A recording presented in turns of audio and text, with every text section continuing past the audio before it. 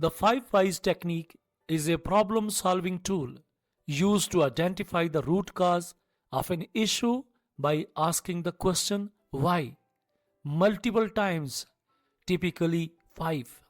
This method, developed by Sakachi Toyoda and used within the Toyota production system, helps to peel away the layers of symptoms that can lead to the root cause of a problem.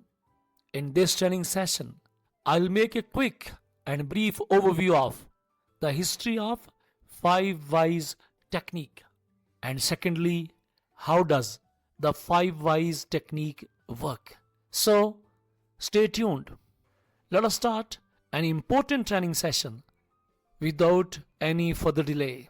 Before going in depth, I would like to memorize you that you are on the platform of Safety First Life. If you are visiting for the first time, kindly subscribe the channel and press the bell icon for all future notifications. And if you find the video informative, then like, comment and share it with your friends and colleagues. Dear health and safety practitioners, the 5 whys technique was pioneered by Sakachi Toyoda, a Japanese inventor, industrialist and the founder of Toyota Industries. In the early 20th century, Toyoda emphasized the importance of understanding the root cause of problems in manufacturing processes. This method became a fundamental part of the Toyota production system (TPS), which was developed to improve manufacturing efficiency and product quality. The technique gained prominence as Toyota rose to become a leader in the automotive industry. The 5 whys method became a cornerstone of Toyota's approach to continuous improvement, also known as Kaizen. It has since been adopted by various industries worldwide, becoming a widely used tool in lean manufacturing, Six Sigma, and other quality management systems. This was a short introduction of 5 why technique and a brief history. Let us understand now how does the 5 whys technique work. As a health and safety practitioner, you need to understand, you need to know, because it's your responsibility to investigate incidents and accidents. The 5 why technique having various steps. Step number 1, identify the problem. Clearly defining and describing the issue is the first crucial step in the 5 whys technique. It involves gathering all relevant information and ensuring that the problem is articulated in a clear, concise, and specific manner. This means not only stating what the problem is, but also providing context such as when and where it occurred, who was involved, and any immediate impacts or consequences. Involving all stakeholders in this step is essential to ensure a comprehensive understanding of the issue. Everyone involved should have a shared understanding of the problem's nature and scope, as this collective insight is fundamental for accurately tracing the cause and developing effective solutions. By establishing a clear and common definition of the problem, you set a solid foundation for the subsequent analysis and ensure that all efforts are aligned toward addressing the same issue.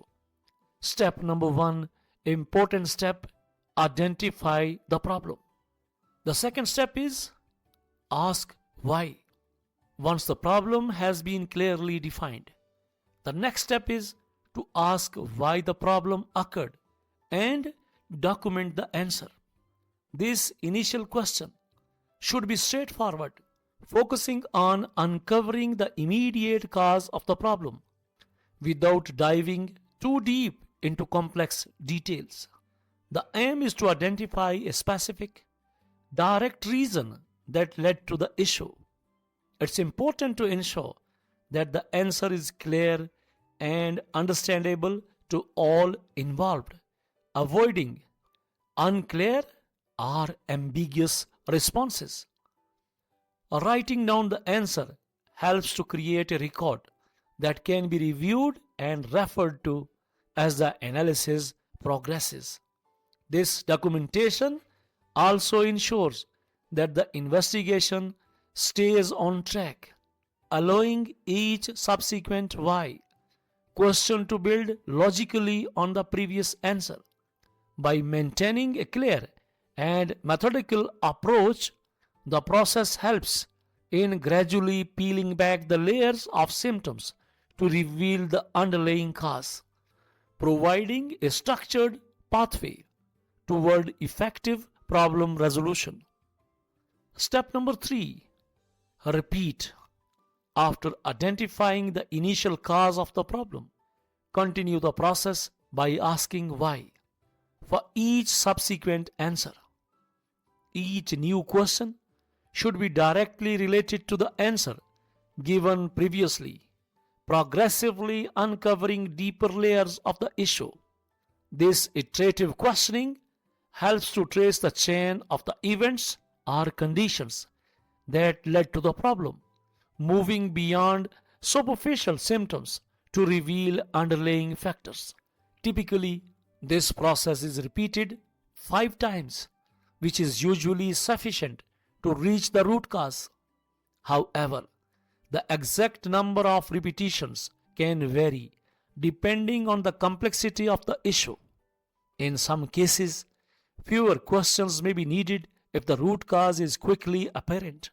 In other cases, more than 5 iterations may be necessary to fully understand the problem's depth.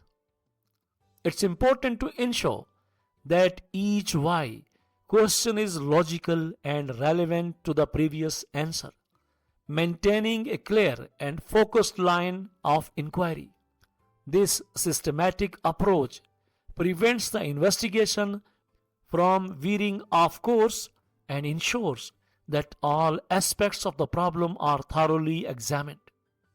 By persistently asking why and documenting each answer, you can build a comprehensive understanding of the issue, paving the way for effective corrective actions that address the root cause and prevent recurrence. Step number 4. Determine the root cause. Once the iterative process of asking why has led you to the fundamental reason behind the problem, you have identified the root cause. This is a critical juncture in the problem-solving process because addressing symptoms or superficial issues can only provide temporary relief. By pinpointing the root cause, you can implement solutions that tackle the problem at its origin, ensuring a more permanent resolution. At this stage, it's important to validate the identified root cause by considering whether it logically accounts for the problem and whether the problem would recur if this cause were not addressed. Involve key stakeholders and subject matter experts to verify the findings, as their insights can provide valuable perspectives and confirm the accuracy of the identified cause. Once confirmed, you can then develop and implement corrective actions specifically targeted at the root cause. These actions should be practical, achievable, and designed to eliminate or mitigate the root cause to prevent recurrence. This might involve changes to processes, procedures, equipment, or training. For example, if the root cause of a machine malfunction is found to be inadequate maintenance, the solution could involve implementing a comprehensive maintenance schedule and training staff on its importance. Additionally, documenting the entire process and the solutions implemented is crucial for future reference. This documentation serves as a learning tool for the organization and can help in training and preventing similar issues. By focusing on and addressing the root cause, you ensure that the problem is resolved effectively, reducing the likelihood of it happening again and thereby improving overall reliability, efficiency, and safety within the organization. Now, the last step is implement solutions.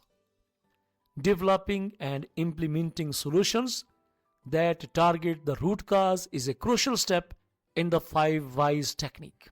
Once the root cause is identified and validated, the next step is to design specific, actionable solutions to address it. These solutions should be tailored to eliminate or mitigate the root cause, ensuring that the problem does not recur. Dear health and safety practitioners, I hope you have a sound understanding of 5 whys technique. You are well aware about the history of 5 why technique, and you know very well what is 5 why technique and why it is used.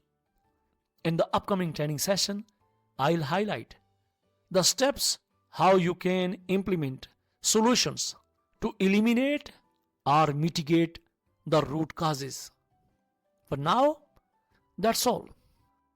If you have any question, please ask in the comment section. Thanks for watching, and don't forget to like, comment and share the video. Hope to see you soon with a new HSC tutorial. Until then, take care.